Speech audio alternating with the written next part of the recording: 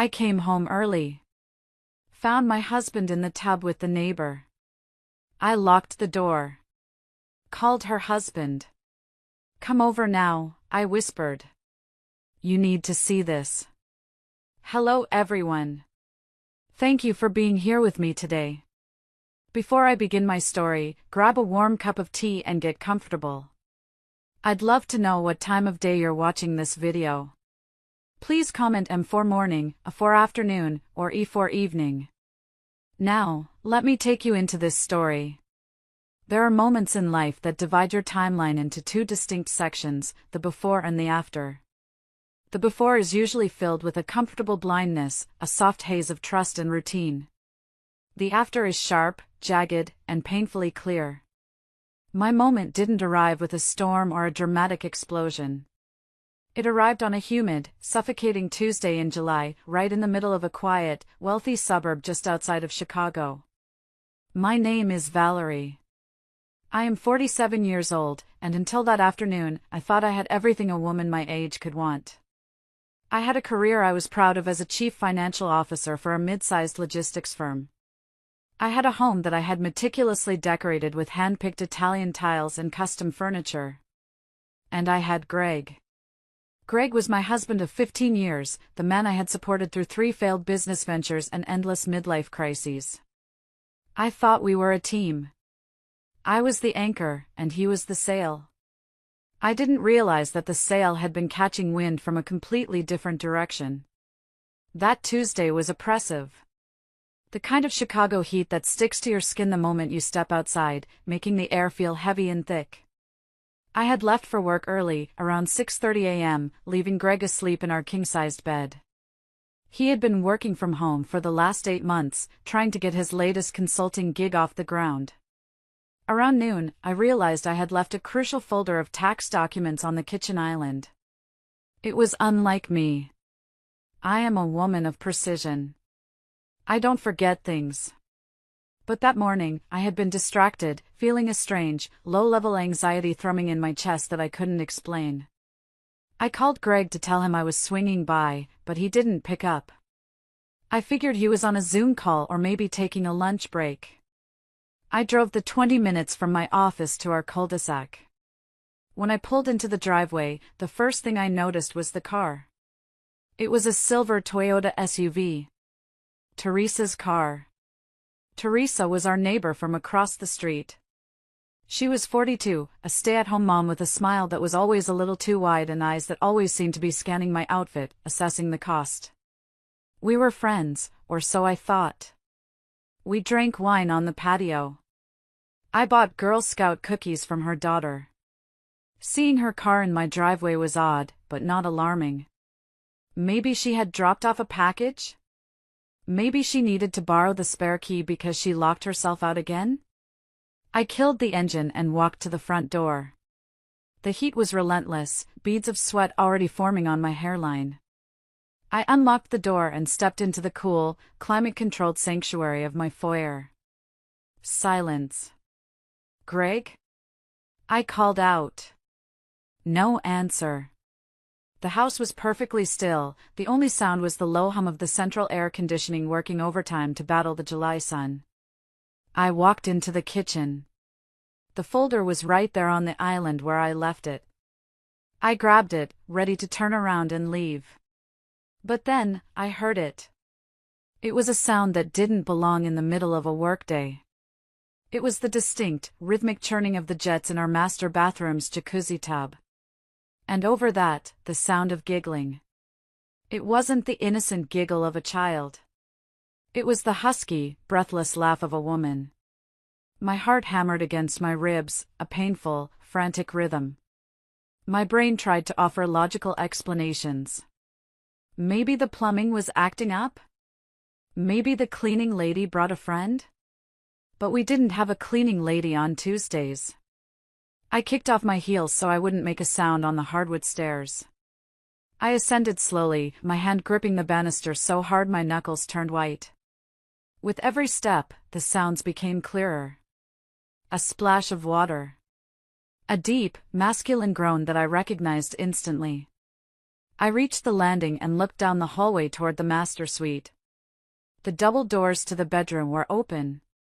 The door to the ensuite bathroom was cracked a few inches, steam escaping into the bedroom. I walked to that door. I didn't tremble. I didn't cry. A strange, icy numbness washed over me. It was the same feeling I got right before a high-stakes board meeting, a total shutdown of unnecessary emotion. I pushed the door open. The sight was almost comical in its cliché. There, in the oversized tub I had paid for with my last Christmas bonus, was my husband, Greg. He was facing away from me, his head thrown back against the rim. And straddling him, facing the door, was Teresa. The water was bubbling around them, but the silence that fell in that room was instant and deafening. Teresa saw me first. Her eyes went wide, her mouth opening in a silent scream of horror. She scrambled backward, splashing water onto my expensive travertine floors. Greg whipped his head around, his face flushing a deep, violent red. "Valerie," he choked out, his voice cracking. It's not what you think." The absurdity of the statement almost made me laugh.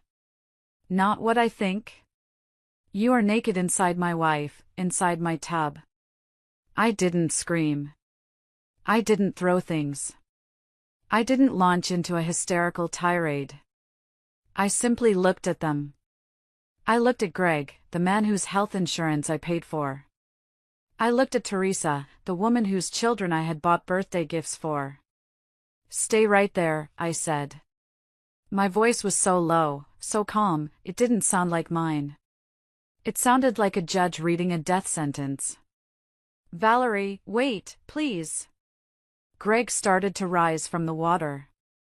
I said, "Don't move," I commanded. I stepped back out into the bedroom. I grabbed the heavy brass handles of the double bathroom doors. I pulled them shut with a definitive thud. And then, I did the most satisfying thing I have ever done in my life. I turned the small, privacy lock on the handle.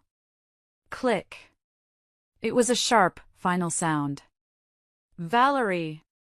Valerie, open this door!" Teresa screamed from the other side, pounding her fist against the wood. "You can't do this." "I just did," I whispered to the empty bedroom. I stood there for a moment, staring at the wood grain of the door. My marriage was over. My friendship was a lie. My life, as I knew it, had just evaporated in the steam of a jacuzzi. But as I stood there, listening to their muffled panic, I realized something. I wasn't just a victim. I was the one holding the key. Before I tell you what I did next, I want to thank you for being here with me. It's not easy to relive this day, but I know many of you have felt this same pain. Please, let me know in the comments where you are watching from today. Seeing your support from all over the world gives me the strength to finish this story. I leaned my back against the locked bathroom door, sliding down until I hit the floor.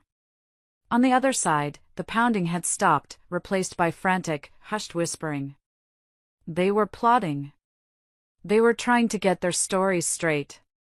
It was pathetic. As I sat there on the plush carpet of the bedroom I had designed to be our sanctuary, my mind didn't go forward to the divorce lawyers or the custody battles. It went backward. It rewound 15 years to the beginning. Greg and I met when I was 32. I was already a rising star in the finance world, focused, ambitious, and frankly, a little lonely. Greg was charming. He was a consultant, which I later learned was a fancy word for unemployed with big ideas. But he made me laugh. He made me feel soft in a world that required me to be hard. When we got married, I made a choice. I chose to be the provider. I didn't mind. I was good at making money, and Greg was good at spending it. He wanted the big house in the suburbs. I worked overtime to get the mortgage approved. He wanted the luxury sedan. I signed the lease. I told myself it was a partnership. I brought the paycheck, he brought the lifestyle. I wanted to protect his ego. I knew it bothered him that his wife earned triple his salary. So I put the house in both our names. I put the cars in his name. I let him play the big man at dinner parties, picking up the check with the credit card I paid off every month. I thought I was being a supportive wife. Now I realize I was just being a convenient ATM. And then there was Teresa. Teresa and her husband, Patrick, moved in across the street 5 years ago. Patrick was a general contractor, a big, quiet man with rough hands and a shy smile. He worked from dawn until dusk, building houses for other people while his own wife complained that he was never home. Teresa was everything I wasn't. She was domestic. She baked. She had time to go to Pilates at 10 a.m. She latched onto me almost immediately. "Oh, Valerie, I don't know how you do it," she would coo, sipping the Pinot Grigio I had poured her in my living room. Working all those hours, dealing with all that stress. I would just die. I need to be taken care of. I took that as a compliment back then.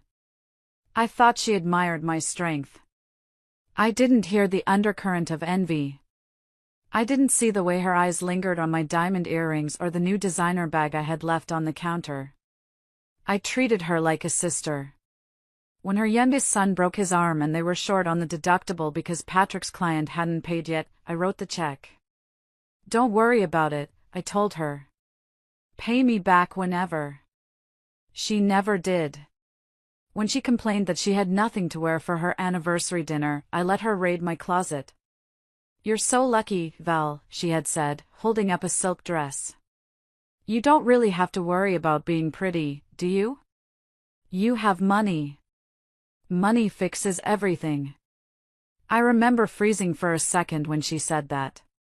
It was a backhanded slap disguised as a casual observation. I laughed it off. "Trust me, Teresa, I'd trade the spreadsheets for your waistline any day," I had joked. She had smiled then, a tight, predatory little smile. "Maybe one day you can teach me how to get what I want," she said. I sat there on the floor, listening to the water draining from the tub on the other side of the door. The drain gurgled, a mocking sound. I realized now that Teresa hadn't wanted to learn from me. She wanted to be me. Or rather, she wanted what I had, but without the 40-hour work weeks and the late nights during tax season. She wanted the house. She wanted the lifestyle. And apparently, she wanted the husband who came with it. It made sense now. The way she would accidentally drop by when Patrick was working late. The way she would ask Greg for help with things that Patrick could have easily fixed, a leaky faucet, a stuck window. She was planting seeds, and my husband, with his fragile ego and his need to be adored, was fertile ground. I felt a tear slide down my cheek, hot and angry. I wiped it away furiously. I wouldn't cry for them. Not anymore. I had spent 15 years building this life, brick by brick, dollar by dollar. And they thought they could just take it? They thought they could laugh at me in my own bathtub while I was out earning the money to pay for the water they were soaking in? No. The sadness evaporated, replaced by a cold, hard rage. It was the kind of rage that burns clean. It clarified everything. I stood up. My knees popped, but my legs felt steady. Inside the bathroom, Teresa started shouting again. "Valerie! It's getting hot in here. Turn on the AC." I looked at the thermostat control on the wall of the bedroom. I reached out and pressed the off button for the master suite zone. "It's going to get a lot hotter, Teresa," I whispered. "You better get comfortable." Standing in the bedroom, staring at the closed door, the last 6 months replayed in my mind like a movie reel I should have analyzed sooner. The signs had been there. They were like hairline cracks in a windshield, easy to ignore until the whole thing shatters in your face. It started with the gym. Greg had never been a fitness enthusiast. He was a man who enjoyed his steak and his scotch. But in January, he suddenly joined an upscale health club. "I need to look the part to get these high-end clients, Val," he had said, flexing in the mirror. He started buying expensive protein powders and new workout gear. Then came the grooming. He started dyeing his hair to cover the gray at his temples. He bought new cologne, something musky and youthful, completely different from the classic scent I had bought him for years. "You're trying to impress someone," I had teased him one morning while we were getting ready. He had whipped around, his eyes flashing with irritation. "I'm trying to improve myself, Valerie. Why do you always have to be so cynical? Maybe if you put a little effort into your appearance, you'd understand." The comment had stung. I was 47. I had laugh lines. My body had softened after years of sitting at a desk. But I took care of myself. To hear my husband imply I was letting myself go hurt more than I admitted. Then there was the gaslighting. God, the gaslighting. About 3 months ago, I came home and smelled perfume in the living room. It was floral, cloying, Teresa's signature scent. Was Teresa here? I asked Greg at dinner. He didn't even look up from his phone. No. Why? It smells like her perfume. Strongly. Greg sighed, putting his fork down with an exaggerated clatter. Valerie, are we doing this again? You're imagining things. It's the air freshener. Or maybe it's you. You've been so paranoid lately. Is this a hormonal thing? My mother got really suspicious and erratic when she went through the change. I felt shame flood my cheeks. Was it me? Was I becoming that bitter, jealous older woman? I apologized. I actually apologized to him for smelling his mistress in my living room. I remembered the business dinners. Greg suddenly had a lot of networking events in the city. He would come home late, smelling of mints and exhaustion. How was it? I would ask, trying to be interested. Boring. Just a bunch of suits, he would mumble, heading straight for the shower. He never wanted to talk about the details. And the shower, he started showering the second he walked in the door, scrubbing away the evidence of his betrayal. Teresa played her part too. She became bolder. She started making little digs at neighborhood gatherings. Valerie is so dedicated to her career, she said loudly at the Memorial Day block party, handing Greg a beer. I don't know how she finds time to be a wife. I mean, Greg, you must get lonely in that big house all day. I had laughed it off, clutching my wine glass a little too tightly. Greg is a big boy, Teresa. He can entertain himself. Oh, I'm sure he can, she had winked. Looking back, the audacity was breathtaking. They were mocking me to my face. They were getting a thrill out of seeing how close they could get to the truth without me catching on. It was a game to them. I was the clueless, funding source for their little romance. I walked over to the nightstand on Greg's side of the bed. I needed to know the extent of it. I needed to know exactly how stupid I had been. I opened the drawer. Nothing but reading glasses and a book he hadn't touched in months. I checked under the mattress. Nothing. Then I saw it. His phone. In his haste to jump into the tub with Teresa, he had left his smartphone on the dresser, plugged into the charger. Greg was usually glued to that phone. He took it to the bathroom, to the garage, even to check the mail. But he had gotten sloppy. Arrogance does that to people. They think they are invincible right before they fall. I walked over and picked it up. It felt heavy in my hand, like a loaded weapon. I swiped up. No passcode. Of course not. He had removed it last week, claiming it was annoying to type it in every time he wanted to check stocks. Or maybe he just wanted quick access to communicate with her. My thumb hovered over the message icon. My heart was pounding again, a dull thud in my ears. I knew that once I looked, I could never unsee it. I could never go back to the naive Valerie who thought her biggest problem was tax season. But I had to know. Inside the bathroom, the whispering had turned into an argument. You said she was at work.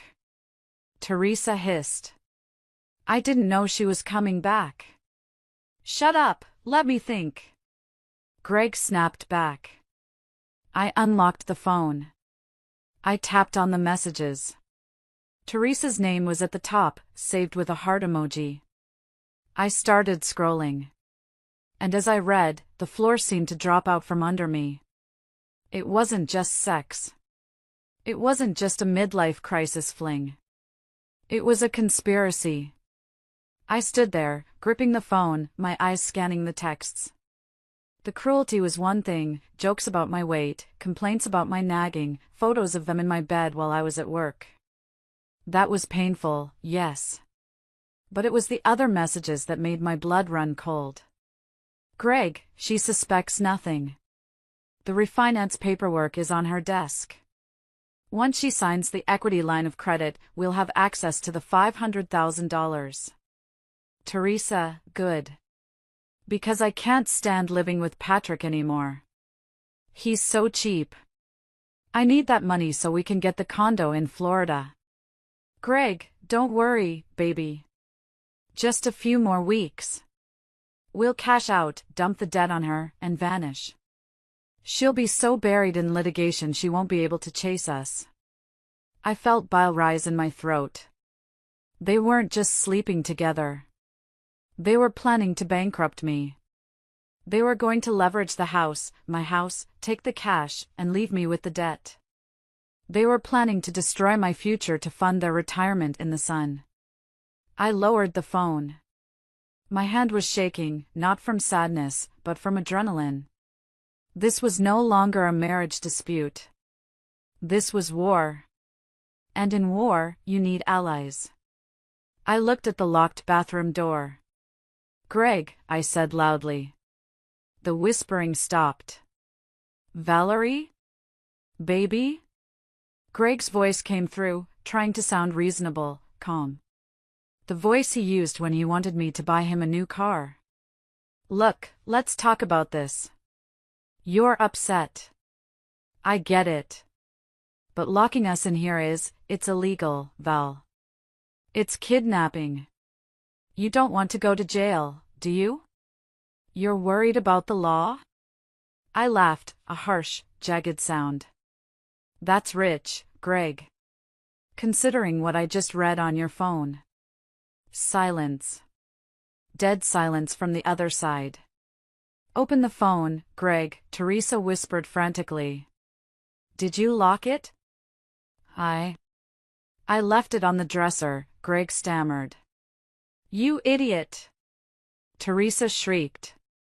I ignored them. I scrolled through my own contacts. I found the number I needed. Patrick. I hesitated for a split second. Calling Patrick would blow this wide open. It would destroy his life just as thoroughly as mine had been destroyed. He was a good man. He didn't deserve this. But he deserved to know. He deserved to know that the wife he worked himself to the bone for was plotting to leave him penniless. I pressed call. It rang once. Twice. 3 times. Hello? Patrick's voice was breathless. I could hear the roar of heavy machinery in the background. Valerie? Is everything okay? Patrick, I said. I tried to keep my voice steady, but the reality of what I was about to say choked me up. Where are you? I'm at the job site in Oak Brook. Why? Is Teresa okay? Did something happen to the kids? Panic instantly spiked in his tone. He was such a good father. The kids are at school, Patrick. They're safe, I assured him. But you need to come home. To my house. Right now. Your house. Why? Is there a leak? Did Teresa need help with something? Patrick, please. Just listen to me. I took a deep breath. Teresa is here. At my house. Okay. He sounded confused. She's in the master bathroom, Patrick. With Greg. The line went silent.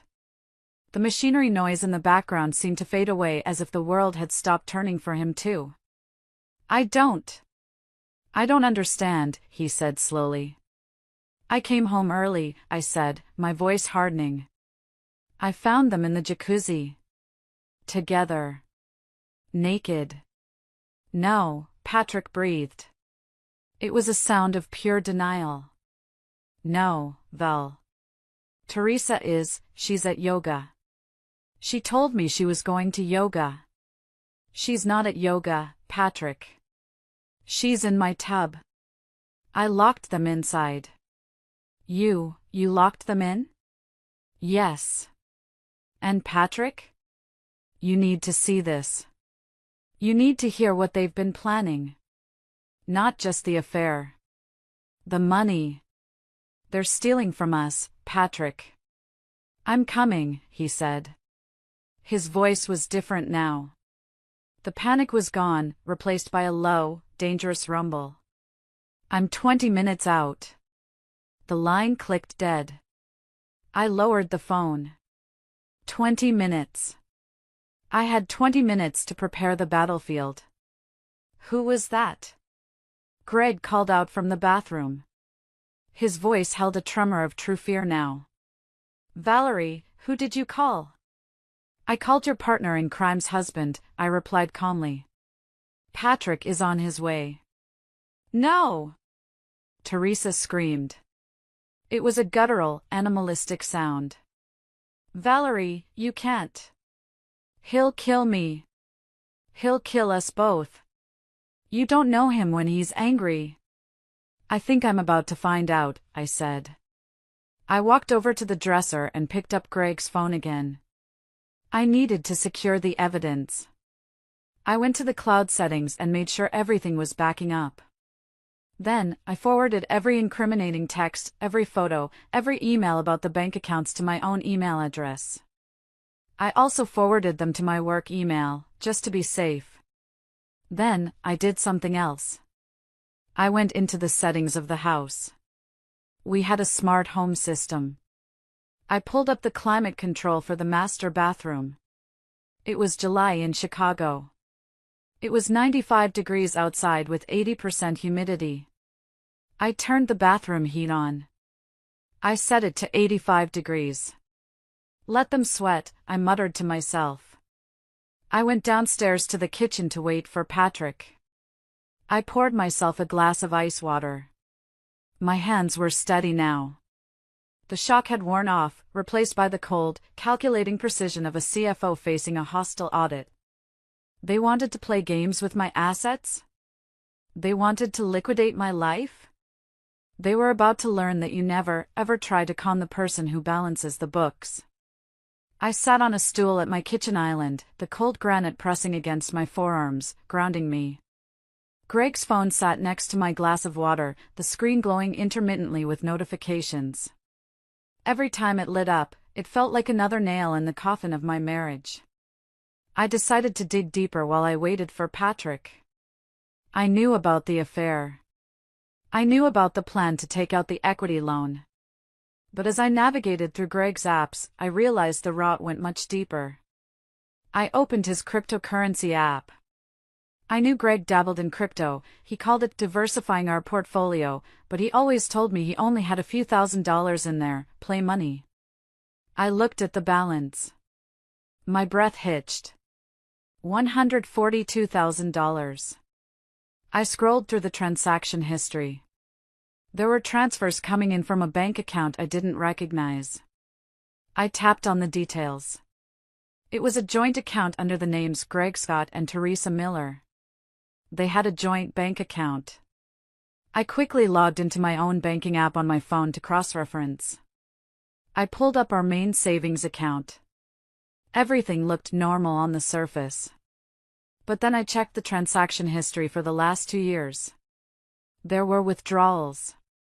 $500 here at the ATM, $2,000 transferred to consulting fees, $1,500 for home repairs.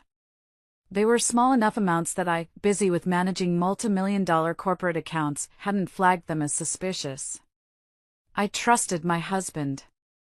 I assumed he was buying equipment or paying vendors for his failing business. But he had been siphoning our money, my money, into a secret account with our neighbor. I did the mental math quickly. Over 2 years, he had drained nearly $60,000 from our savings. Add that to the crypto balance, where did the rest come from? Then it hit me. Teresa. Teresa managed the finances for her household because Patrick was too busy working and claimed he wasn't good with computers. Patrick made good money as a contractor. Very good money. They weren't just stealing from me. They were bleeding Patrick dry too. I felt a wave of nausea. This wasn't just a crime of passion. This was grand larceny. This was a calculated, long-term embezzlement scheme disguised as a friendship. Valerie! Greg's voice bellowed from upstairs, muffled but audible. It's getting really hot in here. The AC is off. Turn it back on. We can't breathe. Teresa screeched. I'm going to faint. I took a sip of my ice water. Open a window, I said to the empty kitchen, knowing they couldn't hear me. But I knew they couldn't open a window. The master bathroom windows were sealed glass blocks for privacy. They were trapped in a rapidly heating glass box. A heavy truck engine roared in the driveway. The sound of a door slamming echoed through the front of the house. Patrick was here. I walked to the front door and opened it before he could knock. Patrick looked like a man walking to the gallows. He was still wearing his work boots, covered in drywall dust. His t-shirt was stained with sweat and dirt. He looked exhausted, aged 10 years since I last saw him a few days ago. He stopped on the porch, looking at me. His blue eyes were wide, fearful, pleading with me to tell him it was a bad joke. Val, he croaked. Tell me you're crazy. Tell me you're having a breakdown and imagining things. I stepped aside and gestured for him to come in. I wish I could, Patrick. I really do. He stepped into the foyer. The smell of drywall dust and honest labor followed him. It was such a contrast to Greg's cologne and lies. Where are they? He asked, his voice trembling. Upstairs. Master bath. Locked in. He moved toward the stairs, his fists clenched at his sides. Wait, I said, reaching out to touch his arm. His muscle was rock hard, tense with rage. Before you go up there, you need to see this. I held out Greg's phone. What is it? It's not just sex, Patrick, I said softly. They've been stealing from us. Look. I showed him the joint bank account app on Greg's phone. I showed him the transfers. Patrick stared at the small screen. He squinted, trying to make sense of the numbers. Then, his face went gray. That account number. He whispered, pointing to the source of the funds. That's my parents' retirement fund. My dad has dementia. Teresa has power of attorney to pay for his care facility. My hand flew to my mouth. Oh my God. She told me the facility raised their rates, Patrick said, his voice shaking. She said we needed to put more in. I've been working weekends. I've been taking extra jobs to cover it. He looked up at me, and the heartbreak in his eyes was devastating. She's stealing my dad's nursing home money to buy crypto with your husband? And to buy a condo in Florida, I added, showing him the text message. They plan to leave us, Patrick. Bankrupt and alone. The sorrow in Patrick's face vanished. It was replaced by something dark, something primal. The veins in his neck bulged. Florida, he snarled. Yes. He handed the phone back to me. He didn't run up the stairs. He walked. Heavy, deliberate steps. The steps of a man who had nothing left to lose. I followed him. I wanted to see this. I needed to see this. We reached the landing. The shouting from the bathroom had stopped, replaced by the sound of running water. Maybe they were trying to cool down with cold water, but I had turned off the hot water heater from the basement app too, so they only had lukewarm tap water. Patrick stood before the double doors. He didn't knock. "Teresa," he roared. The sound shook the walls. Inside, a scream. Then silence. "Patrick?" Teresa's voice was small, terrified. "Patrick, honey, listen, she's crazy. She locked us in. Help me." "Help you?" Patrick laughed, a sound devoid of humor. "Help you steal more of my dad's money? Help you buy a condo in Florida?" Dead silence. "You gave my money to him?" Patrick yelled, kicking the door. The wood splintered slightly. "I break my back every day. I come home with dust in my lungs. And you give my sweat to this leech?" "Hey!" Greg yelled from inside. "Watch who you're calling a leech, buddy." "Buddy?" Patrick turned to me. "Valerie, unlock the door." "Patrick," I warned. "If I unlock it, you can't kill them. We go to jail if you kill them. They aren't worth prison." He looked at me, breathing hard. His chest heaving. He wiped a dirty hand across his face, leaving a streak of gray dust. "I won't kill them," he said. "But I want to look them in the eye when I end their lives." I nodded. I reached into my pocket and pulled out the key. I held the key up, the small piece of metal glinting in the hallway light. It felt insignificant, yet it held the power to unleash a hurricane. "Are you ready?" I asked Patrick. He nodded, his jaw set so tight I could see the muscle twitching. "Do it." I inserted the key. I turned it. Click. I didn't open the door. I stepped back and let Patrick do the honors. He didn't gently turn the handle. He kicked the door open. Both doors swung inward, banging against the tiled walls of the bathroom. The wave of heat and humidity that rolled out was palpable. It smelled of lavender bath salts and fear. Greg and Teresa were scrambling. They had drained the tub but hadn't fully dressed. Greg was trying to wrap a towel around his waist, slipping on the wet floor.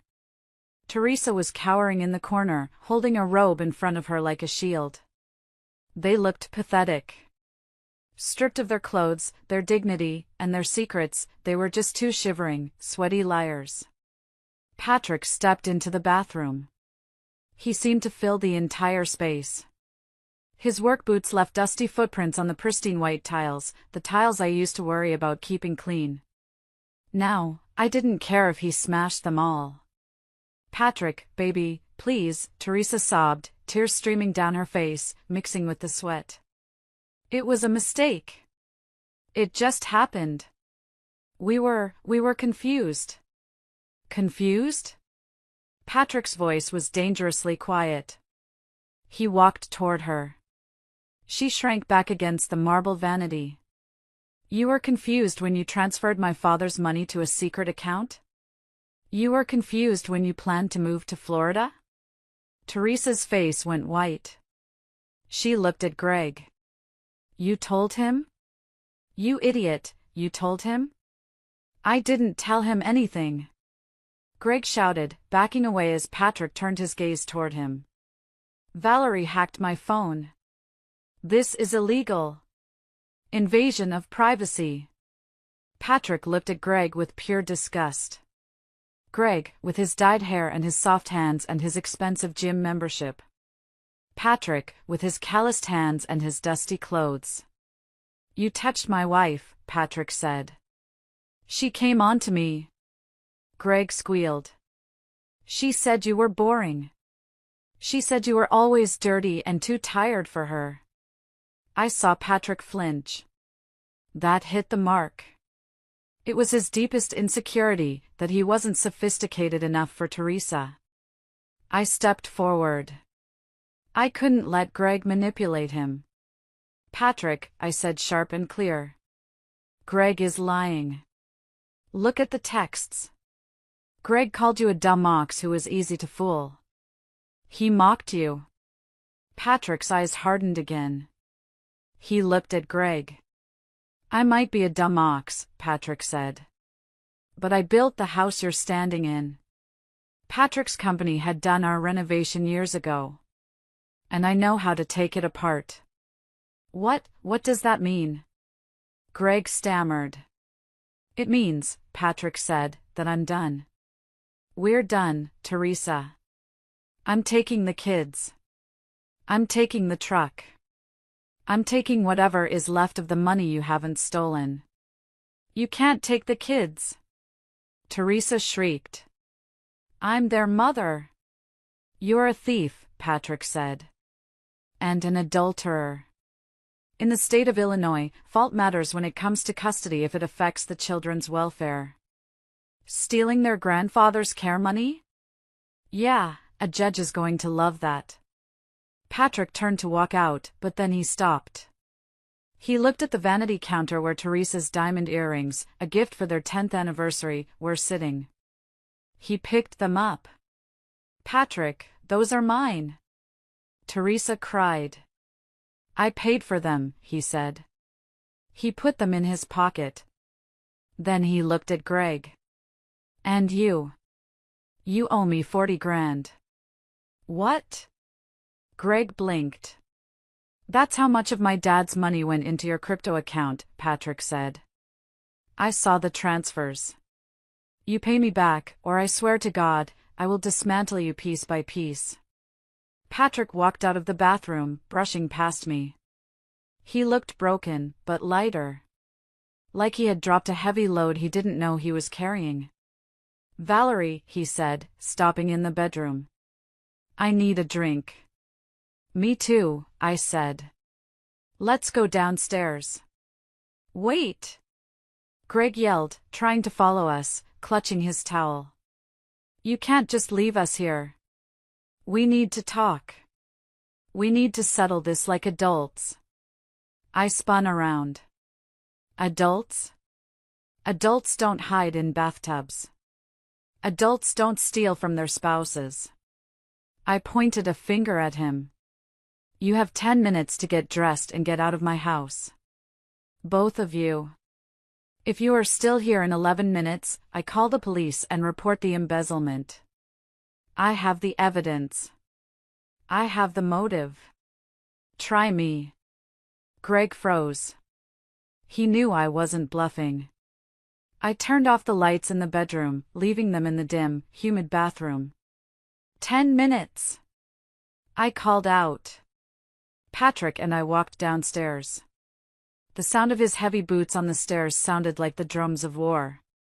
We went to the kitchen. I opened the liquor cabinet and pulled out the bottle of Blue Label Johnny Walker that Greg had been saving for a special occasion. I poured 2 generous glasses. Patrick took his glass. His hand was shaking slightly. He downed half of it in one gulp. I feel like an idiot, he whispered, staring at the countertop. How did I not see it? We didn't see it because we don't think like them, I said, taking a sip. The scotch burned, a cleansing fire. We work. We build. We trust. They take. They consume. They lie. Patrick looked at me. His eyes were red-rimmed. So what do we do now? Divorce? Divorce is just the paperwork, Patrick, I said, setting my glass down. A plan was forming in my mind. A cold, beautiful, intricate plan. Divorce is too easy for them. They want to go to Florida? They want to be together? I pulled out my phone. Let's help them, I said. But let's make sure they go with nothing. How? Patrick asked. I'm a CFO, Patrick, I smiled. It wasn't a nice smile. I know where the money is. And I know how to freeze it. But first, we need to make sure everyone else knows who they really are. What do you mean? I said, tapping my contact list. It's time to make some phone calls. Starting with Teresa's mother. Patrick's eyes went wide. Teresa's mother was a terrifying woman, a pillar of the community who tolerated no scandal. She'll disown her, Patrick whispered. Exactly, I said. Ready to burn it down? Patrick took another sip of Greg's expensive scotch. He set the glass down hard. Pass me the phone. The kitchen was cool, a stark contrast to the stifling heat upstairs, but the atmosphere between Patrick and me was electric. We were no longer just neighbors, we were co-conspirators in our own salvation. Okay, I said, opening my laptop on the island. Before we call her mother, we need to secure the assets. If they think they can run, they'll try to drain whatever accounts we haven't found yet. I logged into our joint bank accounts. My fingers flew across the keyboard. What are you doing? Patrick asked, leaning over my shoulder. He smelled of drywall and sweat, but right now, it smelled like integrity. I'm freezing the accounts, I explained. I'm changing the passwords to the online banking. I'm marking the credit cards as lost or stolen so they'll be declined if Greg tries to use them to book a hotel tonight. Can you do that? It's my name on the primary account, I said. Greg is an authorized user. I just revoked his authorization. I hit enter. Done. Greg's credit cards are now useless pieces of plastic. What about Teresa? Patrick asked. She has access to my business account. She pays the vendors. Do you have the login? Patrick fumbled with his phone. I think so. She wrote it down in the Notes app for me once. He read me the credentials. I logged in. Jesus, Patrick, I breathed, looking at the ledger. What? She hasn't paid the lumberyard in 2 months. She hasn't paid the insurance premium. Patrick's face fell. She told me she paid them last week. She showed me the confirmation. She forged it, I said, pointing to the screen. Or she edited an old PDF. The money is gone, Patrick. Look at these withdrawals. Cash. Cash. Venmo to G. Scott. Patrick slammed his fist on the counter. I'm going to lose the business. If I don't pay the insurance. We can fix this, I said, my voice calm. But we have to stop the bleeding. Change the password. Now. Lock her out. Patrick did it. His large fingers were clumsy on the small screen, but he managed. Done. Good. Now they have no money. No credit cards.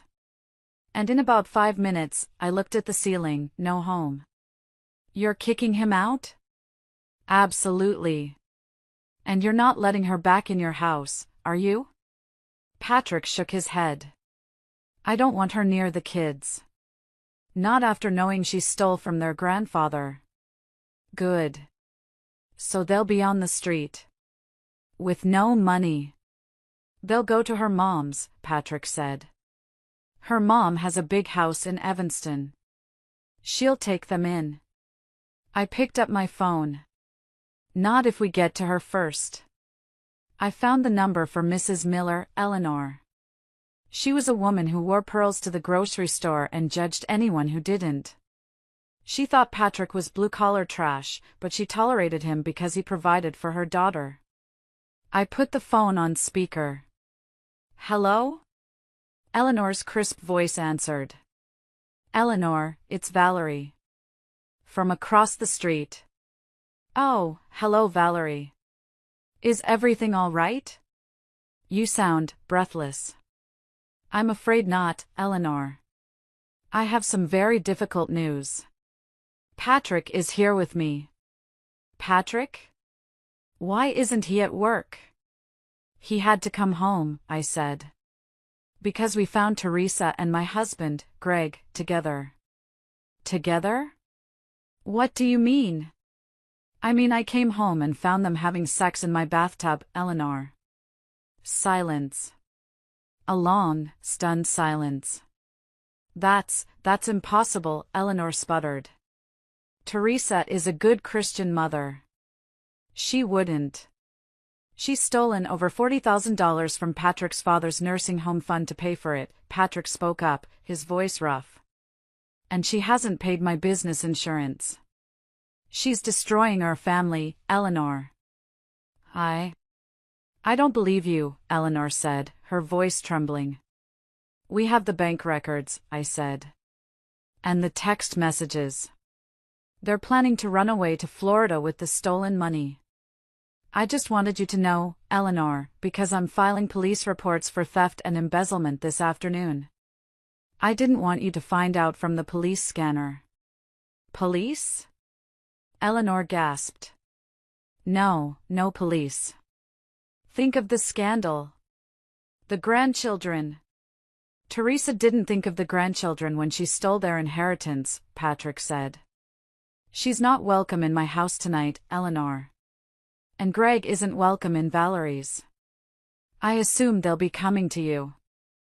I. Eleanor sounded like she was hyperventilating. If she really did this.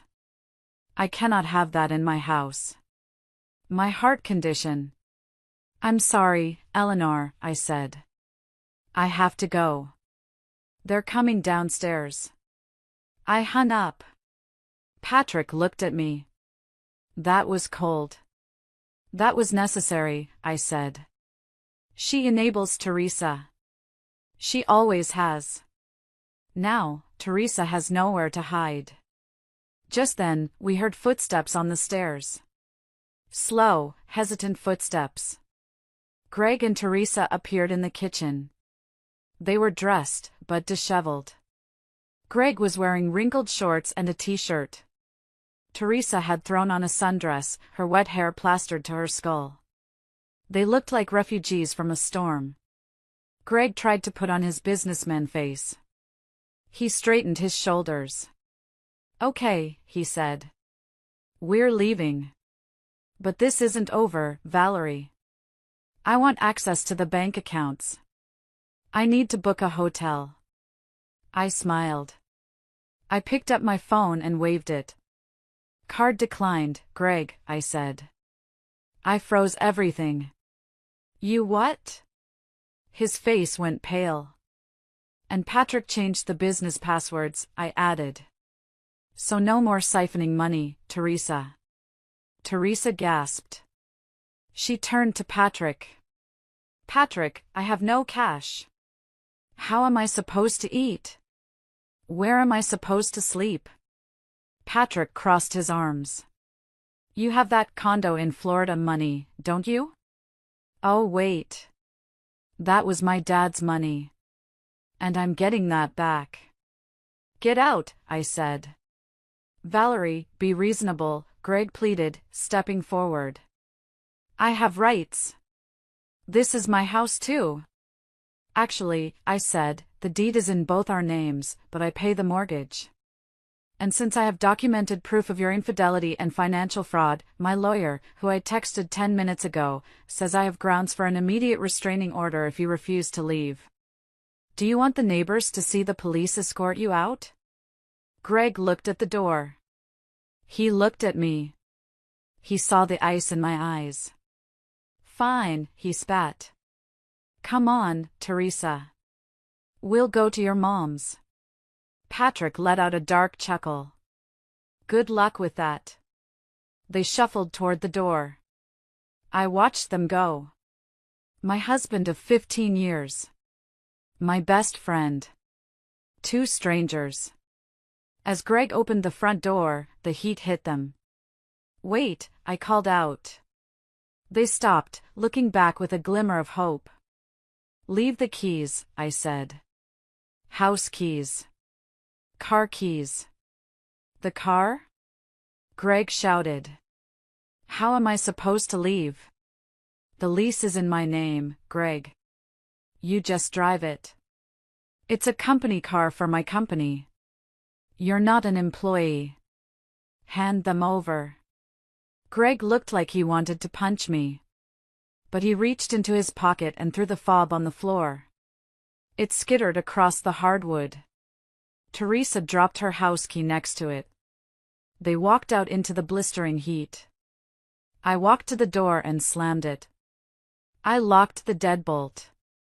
I turned to Patrick. Phase 1 complete. Phase 1? Patrick asked. Phase 1 was getting them out, I said. Phase 2 is making sure they never get back up. The house was quiet again, but the energy had shifted. It wasn't the peaceful silence of my sanctuary anymore, it was the heavy, charged silence of a command center. What's Phase 2? Patrick asked, sitting heavily on one of the kitchen stools. He looked drained. The adrenaline was wearing off, and the reality was setting in. Phase 2 is evidence gathering, I said. We have the texts. We have the bank statements. But we need more. We need to catch them in their own lies before they have time to come up with new ones. How? Do you know where they're going? I asked.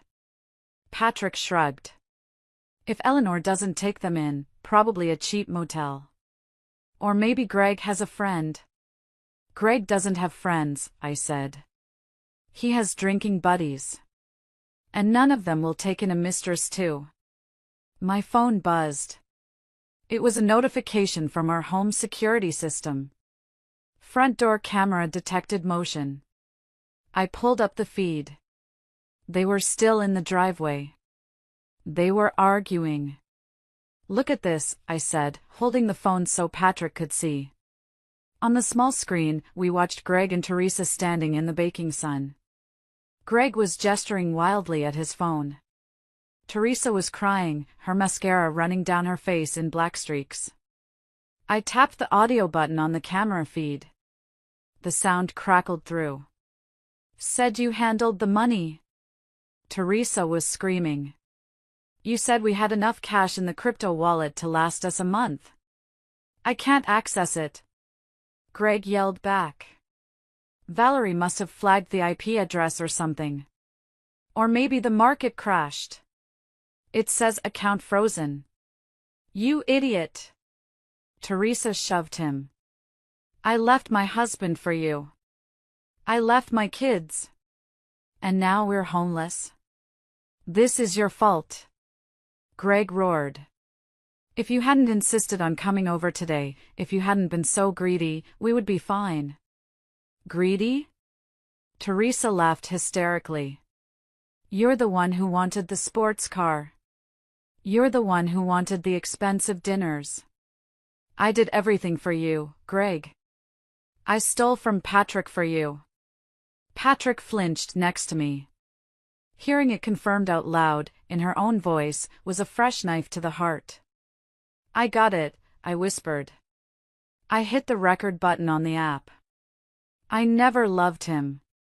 Teresa shouted, pointing at her own house across the street. He's a bore. He comes home dirty and tired and he never wants to go out. But you were supposed to be my ticket out of this suburban hellhole. Well, guess what, honey? Greg sneered. You're stuck in the hellhole. And you're broke. My lawyer is going to fix this. Valerie can't lock me out of my own money. Your money? Teresa mocked. She makes the money, Greg. You haven't made a dime in 3 years. You're a leech. Just like Patrick said. Greg raised his hand as if to strike her. Patrick stood up abruptly, his chair scraping loudly against the floor. If he hits her. Patrick growled. But Greg didn't hit her. He dropped his hand and kicked the tire of Teresa's silver Toyota instead. Just get in the car, Greg muttered. We'll go to the Motel 6 off the interstate. I have $20 in my wallet. Motel 6? Teresa wailed. I can't stay at a Motel 6. It's that or the park bench, princess. Get in. They got into Teresa's car. It revved up. It sounded like it needed a muffler repair, something Patrick probably would have fixed if she hadn't been betraying him. They backed out of the driveway and sped off. I stopped the recording. We have it, I said. Admission of theft. Admission of the affair. Admission that the marriage was a sham for money. No judge in Illinois will give them a dime of alimony after hearing that. Patrick looked at me. You recorded that? Every second. Patrick let out a long breath.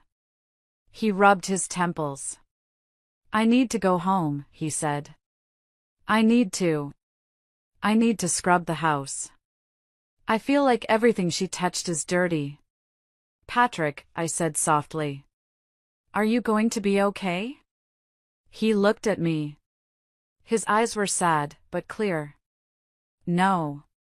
Not for a long time. But I'm going to survive. For the kids. Call me if you need anything, I said. We're in this together now. Yeah, he said. The Alliance. He walked out the front door, crossing the street to his own broken home. I locked the door behind him. I was alone in my big, cool, quiet house. The silence should have been lonely. But as I looked around at the foyer, at the stairs, at the kitchen, it didn't feel lonely. It felt clean. The trash had taken itself out. But as I stood there, my mind started racing. Phase 1 was complete. Phase 2, evidence, was well underway. But there was a Phase 3. Greg thought he could call a lawyer. He thought he could fight me for the house, for the pension, for the assets. He thought the law would protect him because he was the dependent spouse. He didn't know about the prenup. We had signed it 15 years ago, on a napkin in a bar, as a joke. But then, my father, a lawyer, had made us formalize it. Greg had signed it laughing, saying, I'll never need this, baby. I'm going to be a millionaire. I hadn't thought about that document in a decade. It was buried in the safe in the basement. If I could find it, if it was still valid. Greg wouldn't just be broke. He would be legally obliterated. I walked to the basement door.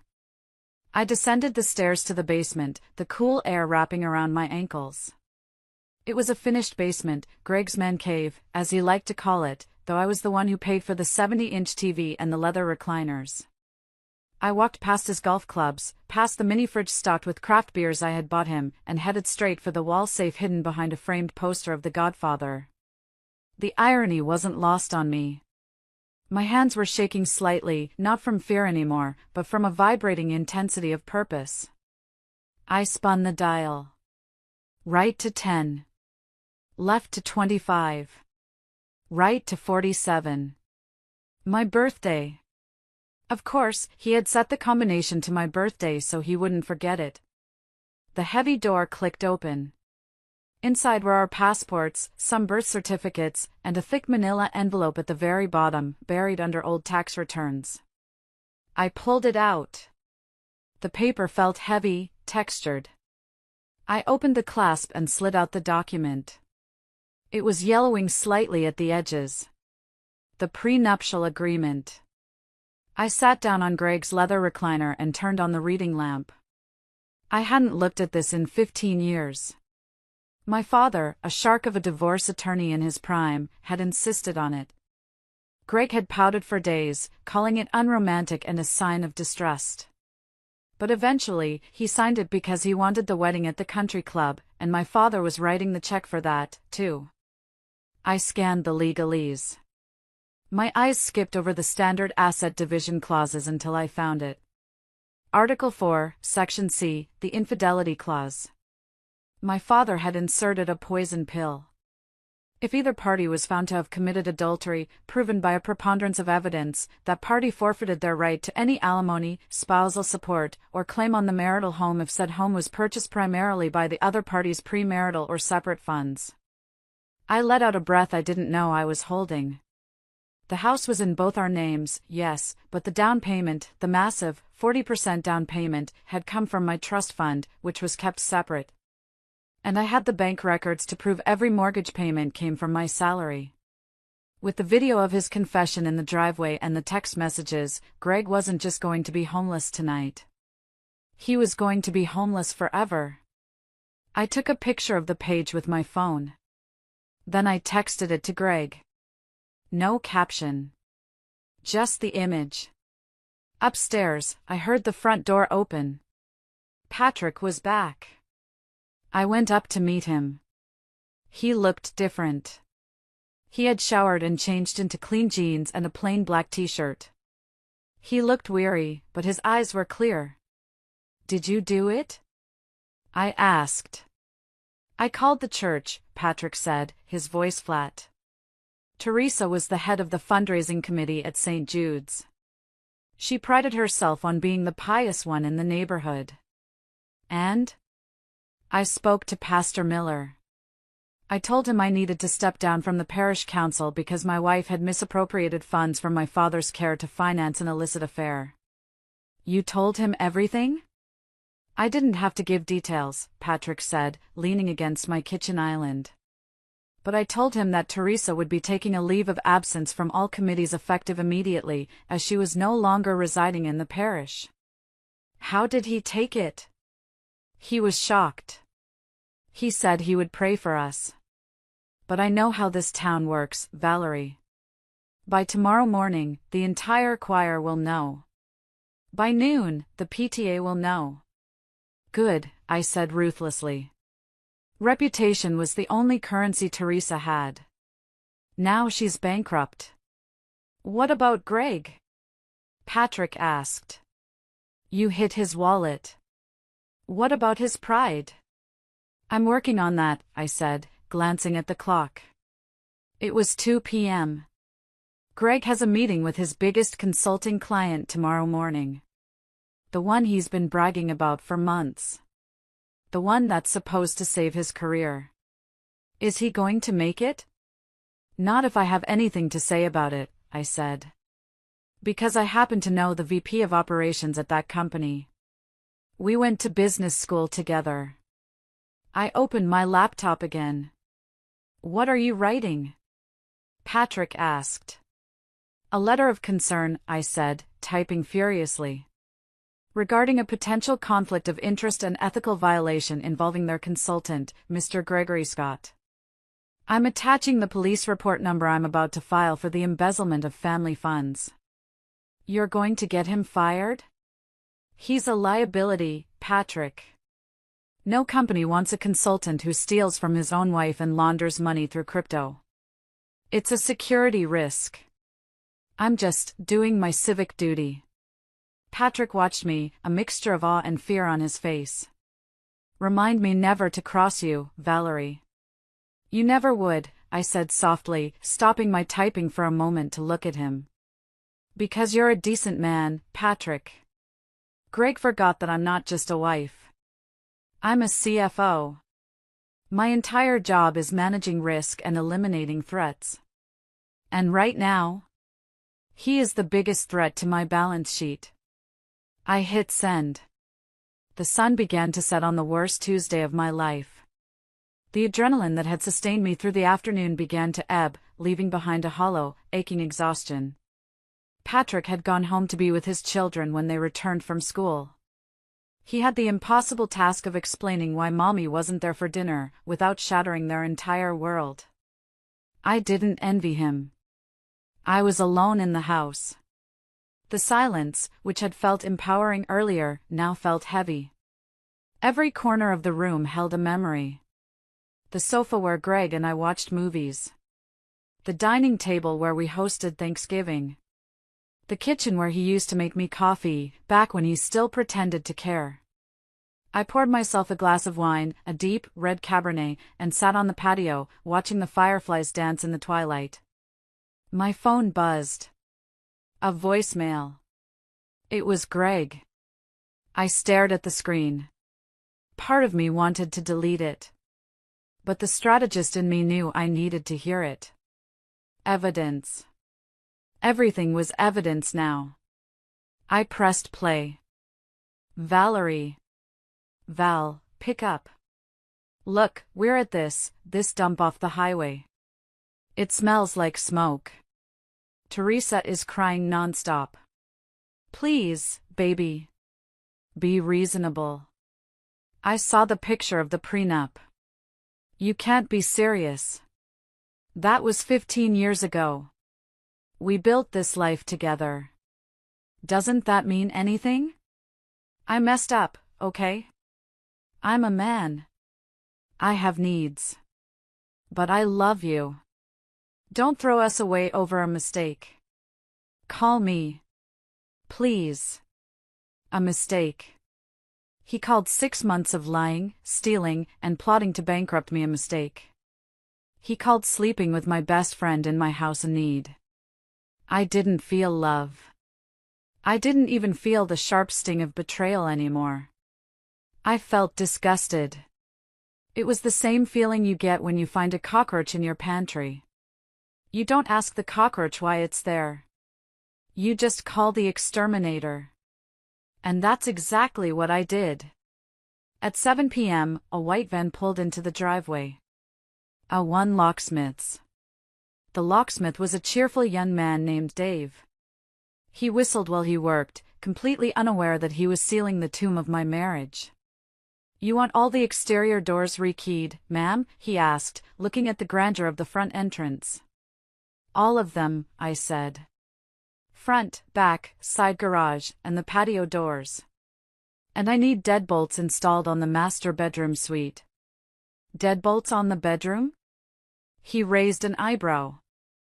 I sleep better when I'm secure, I said flatly. It took him 2 hours. While he worked, I went room by room with a trash bag. I went into the bathroom, the scene of the crime. I couldn't look at the jacuzzi. I threw a towel over it. I gathered Greg's toiletries, his razor, his expensive face cream, his toothbrush. I threw them all in the bag. I went to the closet. I pulled out his clothes. Not all of them, just enough to make a point. His suits, his golf shirts, his precious sneaker collection. I packed them into boxes I had dragged up from the basement. I wasn't packing for him out of kindness. I was purging. By 9:30 p.m., the locks were changed. Dave handed me the new set of keys. They felt cool and heavy in my palm. Keys to a new life. That'll be $450, Dave said. I handed him my credit card. Worth every penny. After he left, I locked every single bolt. The thud click of the new locks was the most comforting sound I had heard all day. I sat back down on the sofa, the boxes of Greg's life stacked by the front door like a barricade. I checked my email. A reply from the VP at Greg's client company. Dear Valerie. Thank you for bringing this to our attention. We take allegations of ethical misconduct and financial impropriety very seriously. We have suspended Mr. Scott's contract pending an internal investigation. Security has been notified to revoke his access badge effective immediately. I closed the laptop. Greg would wake up tomorrow in a cheap motel, with no wife, no home, no money, and now, no job. I took a sip of wine. It tasted like victory, but it also tasted like ashes. I looked at the empty spot on the couch next to me. I realized that the man I missed didn't exist. The Greg I loved, the supportive, funny, kind partner, had been a fiction for a long time. The man in the motel was the reality. And the reality was a parasite. I finished my wine, turned off the lights, and went upstairs to sleep in the guest room. I couldn't sleep in the master bed. Not yet. Tomorrow was going to be the final battle. and I needed to be rested. I woke up at 6 a.m. out of habit. For a split second, in the haze of sleep, I reached out my hand to the other side of the bed, expecting to feel Greg's warm shoulder. My hand hit the cool, crisp sheets of the guest bed. Reality crashed back in. The motel. The jacuzzi. The locksmith. I didn't cry. I got up, made coffee, strong, black coffee, and showered. I dressed in my sharpest power suit, a navy blue blazer, tailored trousers, and heels that clicked with authority on the hardwood. I wasn't dressing for work. I was dressing for war. At 8 a.m., my lawyer, Sarah, arrived. Sarah and I had gone to college together. She was a shark in a silk blouse. I had texted her last night, and she cleared her schedule. Okay, Val, Sarah said, setting her briefcase on the kitchen island, right where the tax folder had been yesterday. Show me everything. I laid it out. The printed text logs. The bank statements. The video of the driveway confession. The photo of the prenup. The emails forwarded from Greg's phone. Sarah scanned the documents, her eyes narrowing behind her glasses. She didn't speak for 10 minutes. The only sound was the turning of pages and her occasional hum of approval. Finally, she looked up. A slow, predatory smile spread across her face. Valerie, she said. This isn't a divorce case. This is a massacre. I know, I said. Can he fight the prenup? He can try, Sarah said. But with the infidelity clause and the documented financial fraud? No judge will touch him. In fact, we're going to file for an emergency freeze on all marital assets today. And I'm going to file a motion to compel him to repay the misappropriated funds, the crypto, the cash withdrawals, before any division of assets is even discussed. What about the house? He's out, Sarah confirmed. We'll file for exclusive possession of the marital residence based on his erratic behavior and the theft. He won't be allowed within 500 feet of this property without a police escort. Good, I said. Because he's coming back today. He is? He texted me at 3 a.m., I said, showing her the phone. I'm coming over to get my suits and my computer. Don't try to stop me. Sarah laughed. Let him come. In fact, let's invite him. Just then, my phone rang. It was Patrick. Val, his voice sounded rough, like he hadn't slept. They're at my house. Or, outside my house. What? Teresa is banging on the door. She wants to see the kids. The kids are crying. She's screaming that I kidnapped them. Did you let her in? Hell no, Patrick said. I locked the deadbolts like you said. But Val, she looks crazy. She looks desperate. Greg is probably with her, I said. Or he's on his way here. He just left, Patrick said. He dropped her off and peeled out. He's headed your way. Okay, I said, feeling a surge of cold adrenaline. Let him come. Patrick, call the police. Tell them your estranged wife is trespassing and causing a disturbance. Do it now. Call the cops on Teresa? She stole from your father, Patrick. She is traumatizing your children. Call them. Okay, Patrick whispered. Okay. I hung up and looked at Sarah. He's coming. Sarah pulled out her phone. I'll call the station. We'll get a squad car here for a civil standby. We don't want him kicking down the door. I went to the window. The cul-de-sac was quiet, deceptively peaceful under the morning sun. But I knew the storm was approaching. I thought about Greg driving over here. He probably thought he could bully me. He probably thought he could charm me. He probably thought that because I had been the nice wife for 15 years, I would fold. He forgot that I negotiated multi-million-dollar contracts for a living. He forgot that I stared down IRS auditors without blinking. He was about to walk into a buzzsaw. I walked to the front door and unlocked it. Just the handle, not the deadbolt. I wanted him to try. 10 minutes later, I heard the engine. Greg's lease, my lease, a black BMW, screeched into the driveway. He slammed the door. He was wearing the same wrinkled clothes from yesterday. He looked hungover, unshaven, and furious. He marched up the walkway. He didn't see the police cruiser turning the corner at the end of the street.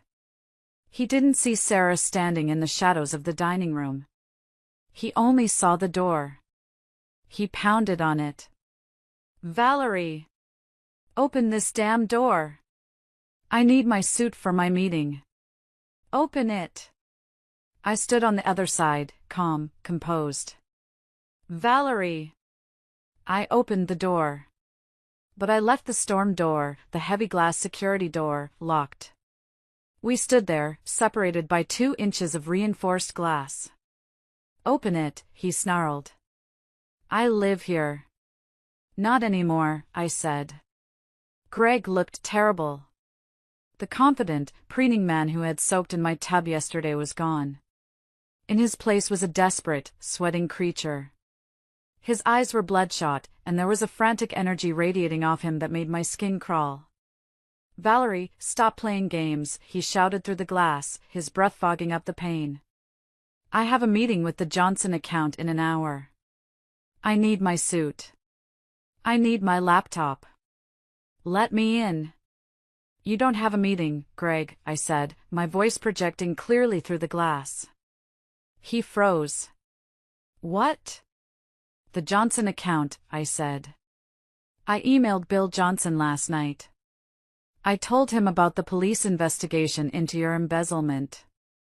They terminated your contract this morning. Check your email." Greg stared at me, his mouth opening and closing like a fish out of water. He fumbled for his phone in his pocket. He stared at the screen. His face went from red to a sickly shade of gray. You got me fired?" he whispered. Then he slammed his hand against the glass. "You bitch. You vindictive bitch. That was a $50,000 contract. That was my reputation you were trading on," I countered. "And you stole $40,000 from Patrick's father. Did you think there wouldn't be consequences?" "I'm going to break this door down," he screamed, stepping back and lowering his shoulder.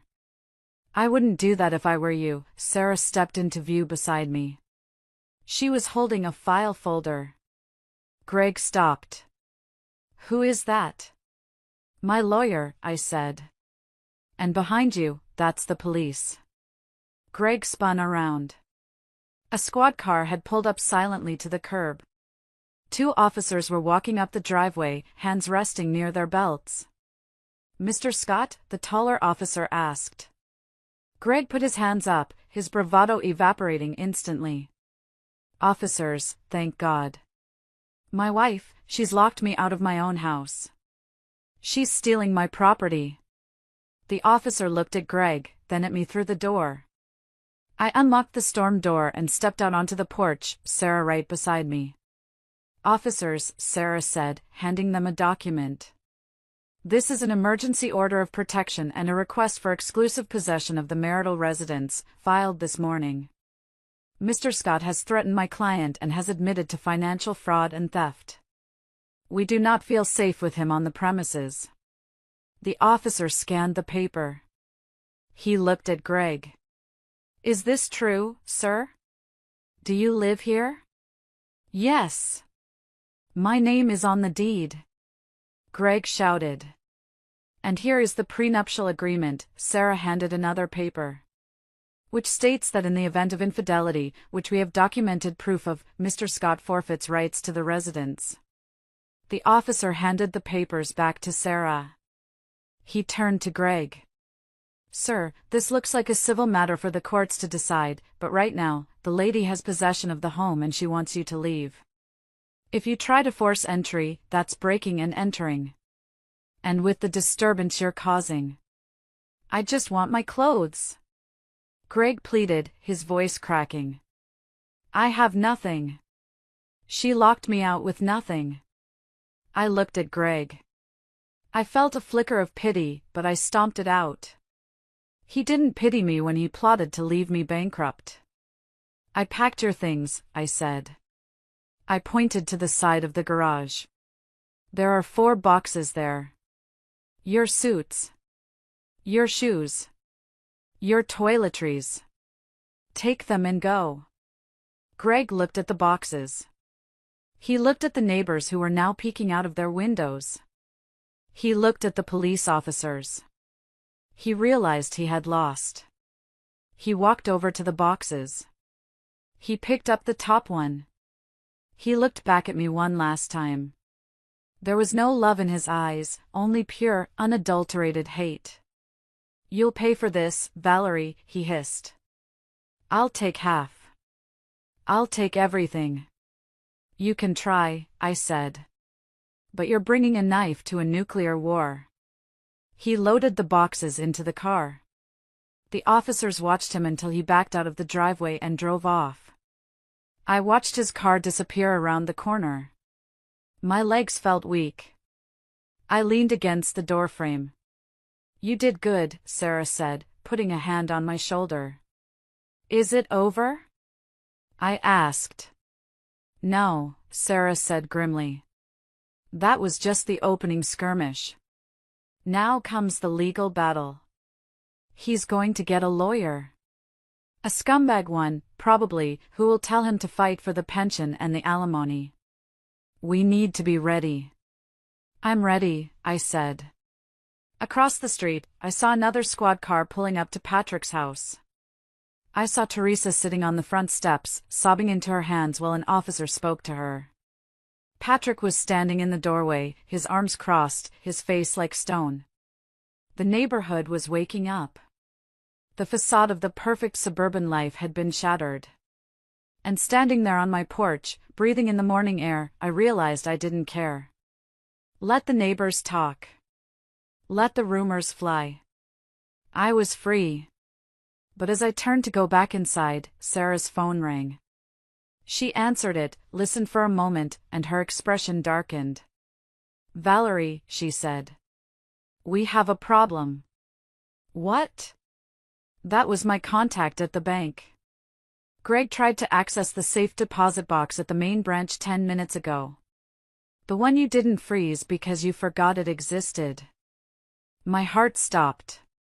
The safe deposit box. The one we opened 10 years ago. I never used it. But Greg. What was in it? I whispered. We don't know, Sarah said. But he emptied it. And whatever was in there, he thinks it's his golden ticket. The safe deposit box. How could I have been so stupid? It was a small box at a credit union we rarely used. I remembered opening it years ago to store some grandmother's jewelry, which I later moved to the house safe. I had assumed it was empty. He emptied it? I asked Sarah, my voice rising in panic. What could possibly be in there? Think, Valerie, Sarah urged. Cash? Bonds? Incriminating documents? My mind raced. Greg was lazy. He wasn't a mastermind. If he had hidden something there, it had to be something he didn't want me to see, but also something he needed to keep safe. Suddenly, a memory surfaced. About 5 years ago, Greg had briefly handled the estate of his late aunt. He had told me there was no inheritance, just debt. But around that same time, he had been obsessed with that credit union. His aunt, I whispered. He told me she died penniless. But what if she didn't? What if he hid the inheritance money in cash or bearer bonds to avoid sharing it or paying taxes? If he did, Sarah said, her eyes lighting up, and he didn't declare it on your joint tax returns, that's tax fraud. And hiding assets from a spouse. But he has it now, I said. he has the cash. He can use it to hire a lawyer. He can use it to fight me. Or, Sarah said, he can use it to hang himself. If he spends undeclared cash, he creates a paper trail. We spent the rest of the day strategizing. But the real drama came that evening. I was in the kitchen, exhausted, eating a salad I couldn't taste. The doorbell rang. It wasn't the police this time. It wasn't Patrick. I checked the camera. It was Greg. Again. But this time, he wasn't disheveled. He was wearing the suit I had packed for him. He looked smug. He held up a piece of paper to the camera. It looked like a legal document. I opened the door, leaving the storm door locked. Back for more? I asked. Hello, Valerie, Greg said smoothly. I just wanted to serve you personally. My lawyer thought it would be a nice touch. He slid the paper through the gap in the mail slot. I picked it up. It was a lawsuit. Gregory Scott versus Valerie Scott. He wasn't just filing for divorce. He was suing me for intentional infliction of emotional distress and illegal lockout. And he was demanding $10,000 a month in temporary spousal support immediately. You have money for a lawyer? I asked, holding up the paper. Did you find something in the safety deposit box, Greg? His smug smile faltered for a fraction of a second. I don't know what you're talking about. I have friends. People who know I'm the victim here. Teresa? I asked. Is she your friend? I heard she's sleeping in her car because her mother wouldn't let her in. Teresa is none of your business, Greg said. See you in court, Valerie. And by the way, check the basement. I think I left the water running. He turned and walked away, whistling. Water running? I ran to the basement. I splashed through a puddle at the bottom of the stairs. He hadn't left the water running now. He had sabotaged the water heater before he left yesterday. He had loosened the valve. It had been dripping slowly for 24 hours, soaking the carpet, ruining the drywall. My sanctuary. My home. He was trying to destroy it piece by piece from the outside. I stood there in the soggy water, ruining my expensive heels. I wanted to scream. I wanted to break down. This was his game. He wanted to break me emotionally so I would write him a check just to make him go away. But as I looked at the ruined carpet, I didn't feel broken. I felt clarity. He was desperate. These were the actions of a terrorist, not a winner. He was lashing out because he was drowning. I walked back upstairs, wet footprints trailing on the hardwood. I picked up the phone and called Patrick. He sabotaged the basement, I said. He slashed my tires, Patrick replied. I came out to go to the grocery store. All 4 tires. Flat. They're escalating, I said. Good, Patrick said. That means they're scared. I took a deep breath. I walked to the mirror in the hallway. I looked at myself. I looked tired. I looked older. But I looked fierce. If you are still listening to this, if you are still with me in this messy, wet, chaotic moment, I need you to do something for me. Please, help me by liking this video and commenting the number 1 down below. Let me know that you are real, that you are on my side, and that I am not fighting this battle alone. Seeing your 1 tells me that you are amazing, and it gives me the strength to keep standing when everything around me is trying to knock me down. Your support is the fuel for my fire. Please, comment 1 so I can recognize you. And now, let me tell you what I did about the water, and the lawsuit, and the secret in the safety deposit box. I didn't clean up the basement immediately. Instead, I called the insurance adjuster. Then I called a forensic plumber, yes, that's a thing, to document that the valve had been tampered with manually. This wasn't wear and tear, the plumber said, taking photos. Someone took a wrench to this.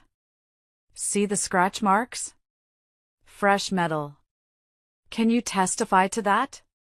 I asked. Absolutely. Another crime. Vandalism. Destruction of property. I forwarded the report to Sarah. Add it to the pile, I told her. The next few weeks were a blur of legal maneuvers. Greg's lawyer was a strip mall attorney who specialized in DUI cases, but he was aggressive. They bombarded us with motions. They demanded I pay Greg's legal fees. They demanded access to the house to appraise assets. But the real turning point came during the deposition. We forced Greg to sit down under oath. It was in a sterile conference room in downtown Chicago. Greg sat across the table, wearing one of the suits I had packed for him. He looked thinner. His fake tan was fading. Teresa was nowhere to be seen. Sarah started the questioning. She was gentle at first, lulling him into a false sense of security. Mr. Scott, you claim you have no assets, is that correct? That's correct. My wife controlled everything. And you have no income? No. She got me fired. Right. And the safety deposit box at First Union Credit Union? The one you accessed on the morning of July 16th? Greg stiffened. I went to check for my birth certificate. And was that all you removed? Yes. Sarah pulled out a document. We subpoenaed the access logs and the surveillance footage from the bank lobby, Mr. Scott. The video shows you entering with an empty backpack and leaving with a backpack that appeared significantly heavier. You also went into a private booth for 20 minutes. So? I was organizing my papers. Mr. Scott, Sarah leaned forward. We also subpoenaed the records of your late Aunt Martha's estate. Strangely, there was a withdrawal of $80,000 in cash from her account 2 days before she died. You had power of attorney. That money was never accounted for in the estate filing. Greg was sweating now. Visible beads of sweat on his forehead. I don't know what you're talking about. If you possess that cash, Sarah said, and you are using it to pay your legal fees, you are committing tax fraud and perjury right now. But here is the deal. We know you have it. We know you stole it from your dying aunt to hide it from your wife. If you drop the lawsuit for spousal support, if you sign the divorce papers giving Valerie the house and walking away clean, we won't report this to the IRS. It was a bluff.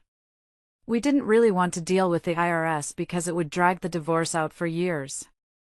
We just wanted him gone. Greg looked at his lawyer. His lawyer looked at the evidence and shrugged, basically saying, "You're on your own, buddy." Greg looked at me. You'd send me to jail? You tried to flood my house, Greg, I said softly. You cheated on me in my tub. You tried to steal my equity. Jail is a kindness compared to what I really want to do to you. Greg slumped in his chair. The fight went out of him. He was a bully, and like all bullies, he crumbled when someone hit back harder. Fine, he whispered. I'll sign. And one more thing, I said. Where is Teresa? Greg laughed, a bitter, hollow sound. Teresa? She's gone. Gone where? She tried to move in with me at the motel. But she wouldn't stop crying about her kids. She blamed me for everything. I kicked her out. You kicked her out? Yeah. Last I heard, she was sleeping on her friend's couch in Joliet. Working at a diner. I felt a chill. Teresa, the woman who needed luxury like she needed air, was waiting tables in a rough suburb. Sign the papers, Greg, I said. He signed. He signed away the house. He signed away the alimony. He signed away his dignity. I walked out of that conference room feeling 10 pounds lighter. But there was one last loose end. Patrick. I drove straight to Patrick's house. He was in the driveway, putting new tires on his truck. He signed, I told him, leaning out of my car window. Patrick dropped the tire iron. He walked over, wiping his hands on a rag. A slow smile spread across his face. He's gone? Gone.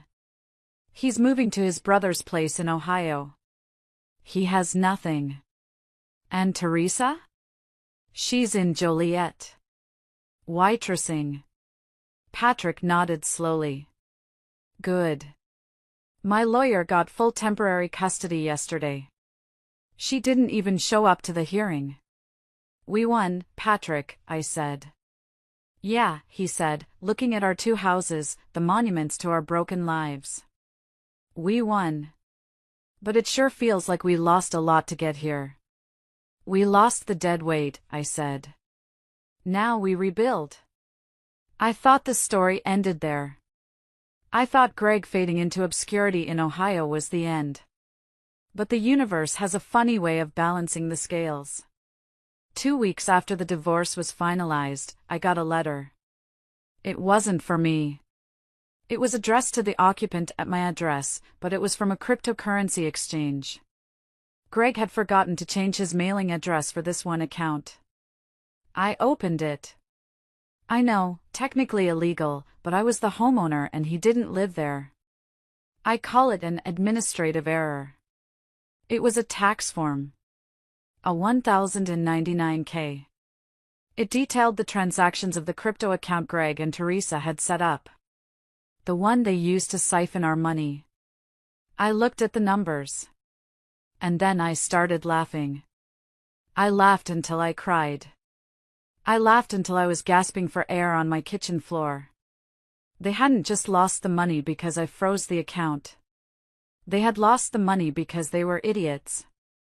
The statement showed that Greg had invested almost all of the stolen $40,000 into a specific meme coin, a risky, joke currency, right before the market crashed in late July. The balance of the account wasn't frozen. It was zero. Actually, it was worse than zero. Because they had traded so frequently, they had triggered short-term capital gains taxes on the few trades that did make money earlier in the year. Greg owed the IRS about $15,000 in taxes on money he had subsequently lost. He didn't have the money. He didn't have the house. And now, the IRS would be coming for him in Ohio. I took a picture of the document. I texted it to Patrick. Patrick, you're kidding me. Valerie, poetic justice. They stole your dad's money to buy magic beans, and the beans rotted. Patrick, I should be mad. But honestly? I'm just glad they're suffering. I shredded the document. Greg would find out soon enough when the IRS garnished his wages, if he ever got a job again. Word count, approximate 750 words. The neighborhood is a small ecosystem. News travels fast, but the truth travels slower. For weeks, people had whispered. I saw them glancing at my house when they walked their dogs. I saw the hushed conversations at the mailbox. Teresa's mother, Eleanor, had tried to spin the narrative. She told people that Patrick was abusive, that Teresa had fled for her safety. She told people that I was a crazy, jealous woman who had seduced Greg and then kicked him out. It was infuriating. I was the victim, yet I was being painted as the villain in the local gossip mill. But I had one advantage. I had the truth. And I had the receipts. The annual HOA, Homeowners Association, meeting was held in September at the community center. Usually, I skipped it. But this year, I went. Patrick went too. We walked in together. The room went silent. Eleanor was there, sitting in the front row, holding court. She glared at us. I don't think non-members should be here, Eleanor announced loudly. And since Patrick's business is failing, My business is fine, Eleanor, Patrick said, his voice booming. Now that I'm not being embezzled from. Gasps rippled through the room. How dare you? Eleanor stood up. You drove my daughter away. I stood up. I didn't yell. I projected my boardroom voice. Eleanor, stop, I said. Everyone here knows Teresa. Everyone here knows Greg. And everyone here knows Patrick and me. We have lived quietly, paid our dues, and helped our neighbors for years. I looked around the room. I know there are rumors, I said. So let's clear the air. My husband and Teresa had an affair. They stole over $60,000 from our families. They planned to mortgage our homes and run away. We caught them. We divorced them.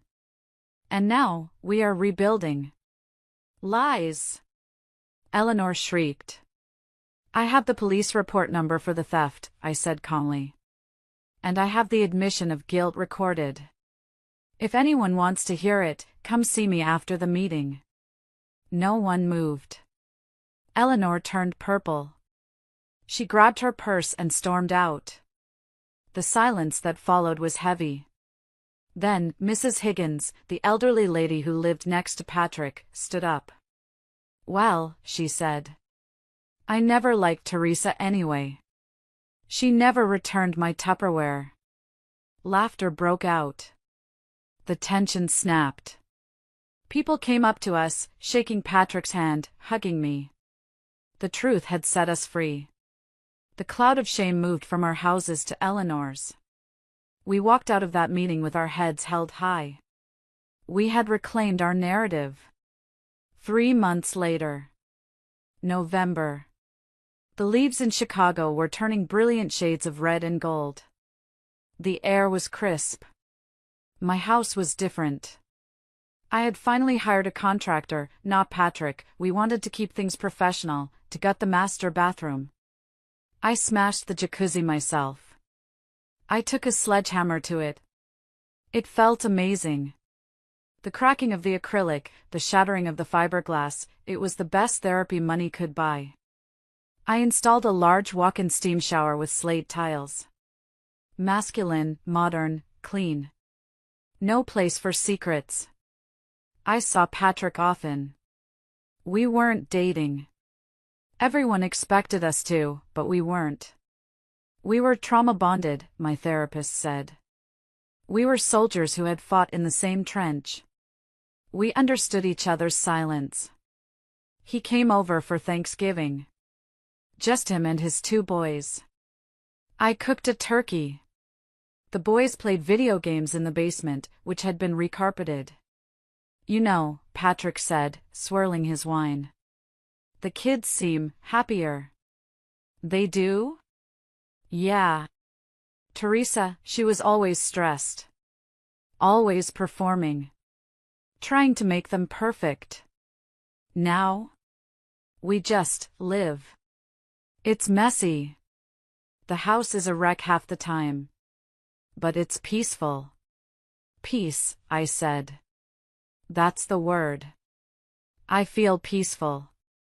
Have you heard from him? Patrick asked. Greg? No. But Sarah told me he tried to sue his brother in Ohio for unlawful eviction because his brother kicked him out for stealing beer. Patrick laughed. Some people never change. And Teresa? She calls the kids sometimes, Patrick said, his face darkening. She cries. She asks for money. I told the kids the truth, mostly. I told them Mom made some bad choices and she needs to fix herself before she can be a mom again. You're a good dad, Patrick. I'm trying. We sat there, 2 survivors of a shipwreck, eating pumpkin pie. It wasn't the life I had planned. It wasn't the perfect marriage I thought I had. But it was real. And for the first time in years, I wasn't waiting for the other shoe to drop. Word count, approximate 800 words. The winter passed, and spring arrived. And with it, a new version of me emerged. I had spent so many years being Valerie the provider, Valerie the wife, Valerie the CFO. I had forgotten who Valerie was. I started taking painting classes. Abstract art. I threw paint at canvas with the same energy I had used to destroy the jacuzzi. It was messy and colorful and liberated. I traveled. I went to Italy alone. I sat in cafes in Florence and drank espresso and didn't worry about whether Greg was bored or if he liked the hotel. I flirted with a waiter named Marco. I didn't sleep with him, but I let him light my cigarette, I don't even smoke, and tell me I was bellissima. It felt good to be seen. Not as a wallet. Not as a wife. But as a woman. I realized that my fear of aging, my fear that Greg was doing me a favor by staying with me, had been a cage of my own making. Greg made me feel old because he was immature. He made me feel boring because he required constant entertainment. Without him, I wasn't old. I was seasoned. I wasn't boring. I was sophisticated. One day, I was at the grocery store in the produce section, picking out avocados. I turned the corner and saw Eleanor. She looked frail. She saw me and tried to turn her cart around, but she was stuck. "Hello, Eleanor," I said. She looked at me with venom, but also with something else. "Shame? Teresa is coming home," she snapped. "She's moving into my guest room. She's going to fight for the children." "She can try," I said pleasantly. "But Patrick has full custody. And unless she has $40,000 to pay back the estate, I don't think the judge will be impressed." Eleanor pressed her lips together. "You ruined her life." "No, Eleanor," I said, picking up a perfect avocado. "I just stopped paying for it." I walked away. I didn't feel angry. I didn't feel the need to argue. I just felt indifferent. They were ghosts. They couldn't haunt me anymore because I didn't believe in them. A year has passed since that Tuesday. Patrick and I are still neighbors. We are still friends. We have redefined what family means. Sometimes, on Sundays, we grill together. The neighbors don't gossip anymore, they just wave. They see two people who saved each other. I got a promotion at work. CEO. The board said they admired my decisiveness in crisis management. If only they knew. I still live in my house. My sanctuary. It doesn't smell like Greg's cologne or Teresa's perfume anymore. It smells of eucalyptus and oil paint and fresh coffee. Greg is still in Ohio, working at a car wash, from what I hear. He sent me an email on my birthday.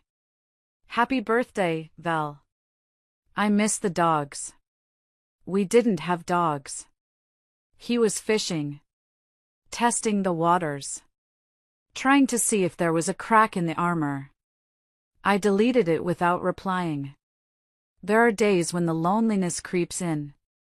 Days when I miss having someone to tell about my day. But then I remember the feeling of the key turning in the lock. I remember the sound of the water running. I remember the lies.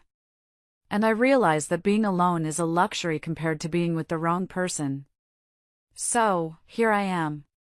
Sitting in my renovated living room, talking to you. I wanted to share this story not to scare you, but to wake you up. We women, especially women of a certain age, we are taught to be grateful. Grateful to have a husband. Grateful to be chosen. We are taught to overlook the red flags because we are afraid of starting over. We are afraid of the silence in an empty house. But I am here to tell you that the silence is not scary. The silence is the sound of your own life waiting to be lived. If you are in a situation where you feel small, where you feel used, where your intuition is screaming at you that something is wrong, listen to it. Don't ignore the cracks.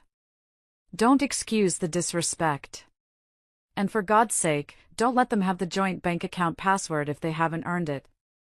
My betrayal was the most painful thing that ever happened to me. But it was also the catalyst. It forced me to stop being a passenger in my own life and take the wheel. I drove through the fire, and I came out the other side, not burned, but forged. Steel is made strong by fire. And ladies? We are made of titanium. Thank you for listening to my story. Thank you for walking through this dark hallway with me. If this story resonated with you, if you've ever had to lock a door to open a new chapter, please share this video. You never know who needs to hear it. You never know who is sitting in their car right now, staring at a text message, wondering if they are crazy. Tell them they aren't. Take care of yourselves. Protect your hearts. And protect your assets. Goodbye for now. As we close the chapter on Valerie's turbulent journey, we are reminded that true strength often emerges from the ashes of betrayal. Her story serves as a powerful testament to the importance of self-worth and financial independence. It teaches us that while we cannot control the actions of others, we have absolute power over our own response. When life tries to devalue you, remember that your dignity is a non-negotiable asset that no one can steal unless you let them. Let this narrative inspire you to set firm boundaries and never apologize for protecting your peace. Resilience isn't just about surviving the storm, it's about rebuilding a better home in its wake. What did you take away from Valerie's transformation? If you found value in this lesson of resilience, please leave the word good in the comments below. We love hearing your thoughts and growing together.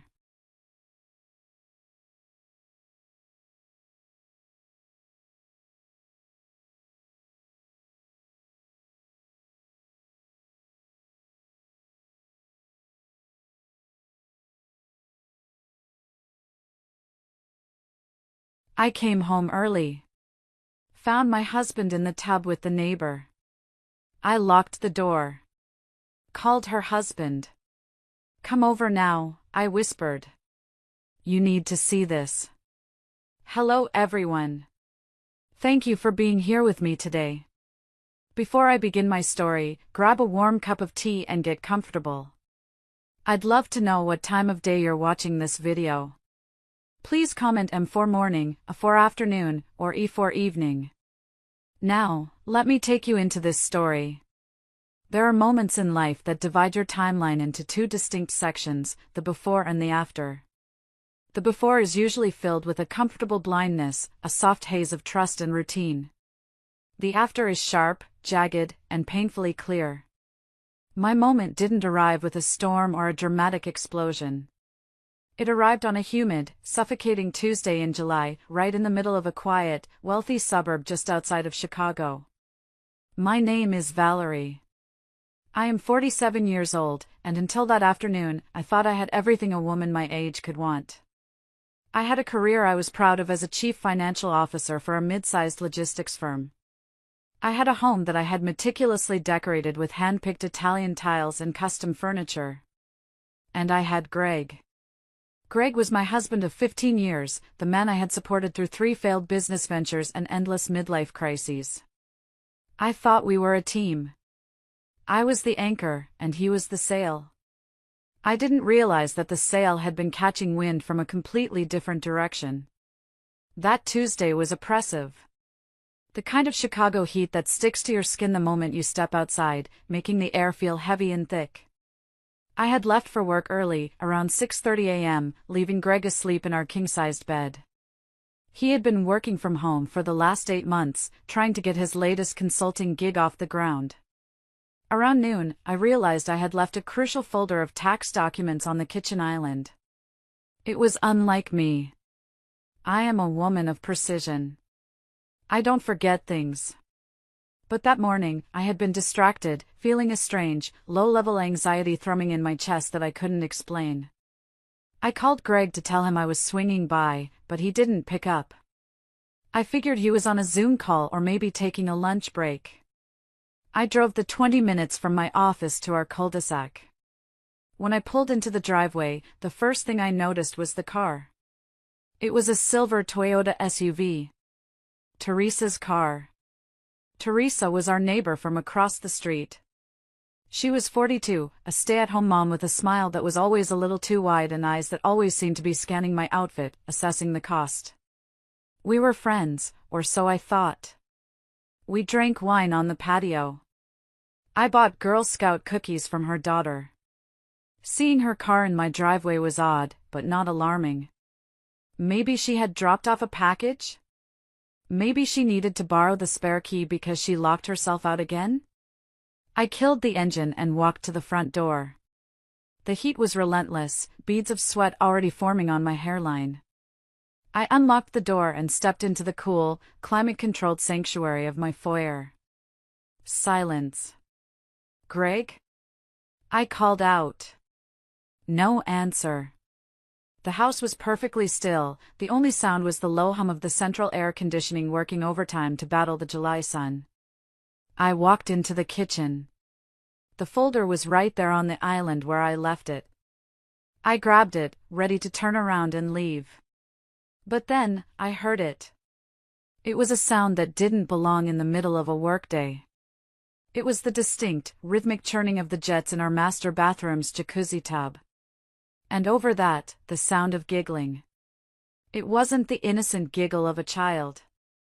It was the husky, breathless laugh of a woman.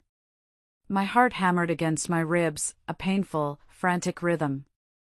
My brain tried to offer logical explanations. Maybe the plumbing was acting up? Maybe the cleaning lady brought a friend? But we didn't have a cleaning lady on Tuesdays. I kicked off my heels so I wouldn't make a sound on the hardwood stairs. I ascended slowly, my hand gripping the banister so hard my knuckles turned white. With every step, the sounds became clearer. A splash of water. A deep, masculine groan that I recognized instantly. I reached the landing and looked down the hallway toward the master suite. The double doors to the bedroom were open. The door to the ensuite bathroom was cracked a few inches, steam escaping into the bedroom. I walked to that door. I didn't tremble. I didn't cry. A strange, icy numbness washed over me. It was the same feeling I got right before a high-stakes board meeting, a total shutdown of unnecessary emotion. I pushed the door open. The sight was almost comical in its cliché. There, in the oversized tub I had paid for with my last Christmas bonus, was my husband, Greg. He was facing away from me, his head thrown back against the rim. And straddling him, facing the door, was Teresa. The water was bubbling around them, but the silence that fell in that room was instant and deafening. Teresa saw me first.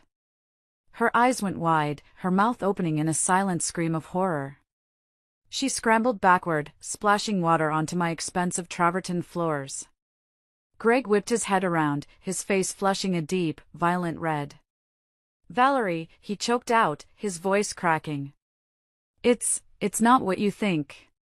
The absurdity of the statement almost made me laugh. "Not what I think? You are naked inside my wife, inside my tub." I didn't scream. I didn't throw things. I didn't launch into a hysterical tirade. I simply looked at them. I looked at Greg, the man whose health insurance I paid for. I looked at Teresa, the woman whose children I had bought birthday gifts for. "Stay right there," I said. My voice was so low, so calm, it didn't sound like mine. It sounded like a judge reading a death sentence. "Valerie, wait, please." Greg started to rise from the water. I said, "Don't move," I commanded. I stepped back out into the bedroom. I grabbed the heavy brass handles of the double bathroom doors. I pulled them shut with a definitive thud. And then, I did the most satisfying thing I have ever done in my life. I turned the small, privacy lock on the handle. Click. It was a sharp, final sound. "Valerie! Valerie, open this door!" Teresa screamed from the other side, pounding her fist against the wood. "You can't do this." "I just did," I whispered to the empty bedroom. I stood there for a moment, staring at the wood grain of the door. My marriage was over. My friendship was a lie. My life, as I knew it, had just evaporated in the steam of a jacuzzi. But as I stood there, listening to their muffled panic, I realized something. I wasn't just a victim. I was the one holding the key. Before I tell you what I did next, I want to thank you for being here with me. It's not easy to relive this day, but I know many of you have felt this same pain. Please, let me know in the comments where you are watching from today. Seeing your support from all over the world gives me the strength to finish this story. I leaned my back against the locked bathroom door, sliding down until I hit the floor. On the other side, the pounding had stopped, replaced by frantic, hushed whispering. They were plotting. They were trying to get their stories straight. It was pathetic. As I sat there on the plush carpet of the bedroom I had designed to be our sanctuary, my mind didn't go forward to the divorce lawyers or the custody battles. It went backward. It rewound 15 years to the beginning. Greg and I met when I was 32. I was already a rising star in the finance world, focused, ambitious, and frankly, a little lonely. Greg was charming. He was a consultant, which I later learned was a fancy word for unemployed with big ideas. But he made me laugh. He made me feel soft in a world that required me to be hard. When we got married, I made a choice. I chose to be the provider. I didn't mind. I was good at making money, and Greg was good at spending it. He wanted the big house in the suburbs. I worked overtime to get the mortgage approved. He wanted the luxury sedan? I signed the lease. I told myself it was a partnership. I brought the paycheck, he brought the lifestyle. I wanted to protect his ego. I knew it bothered him that his wife earned triple his salary. So I put the house in both our names. I put the cars in his name. I let him play the big man at dinner parties, picking up the check with the credit card I paid off every month. I thought I was being a supportive wife. Now I realize I was just being a convenient ATM. And then there was Teresa. Teresa and her husband, Patrick, moved in across the street 5 years ago. Patrick was a general contractor, a big, quiet man with rough hands and a shy smile. He worked from dawn until dusk, building houses for other people while his own wife complained that he was never home. Teresa was everything I wasn't. She was domestic. She baked. She had time to go to Pilates at 10 a.m. She latched onto me almost immediately. "Oh, Valerie, I don't know how you do it," she would coo, sipping the Pinot Grigio I had poured her in my living room. Working all those hours, dealing with all that stress. I would just die. I need to be taken care of. I took that as a compliment back then. I thought she admired my strength. I didn't hear the undercurrent of envy. I didn't see the way her eyes lingered on my diamond earrings or the new designer bag I had left on the counter. I treated her like a sister. When her youngest son broke his arm and they were short on the deductible because Patrick's client hadn't paid yet, I wrote the check. "Don't worry about it," I told her. "Pay me back whenever." She never did. When she complained that she had nothing to wear for her anniversary dinner, I let her raid my closet. "You're so lucky, Val," she had said, holding up a silk dress. "You don't really have to worry about being pretty, do you? You have money. Money fixes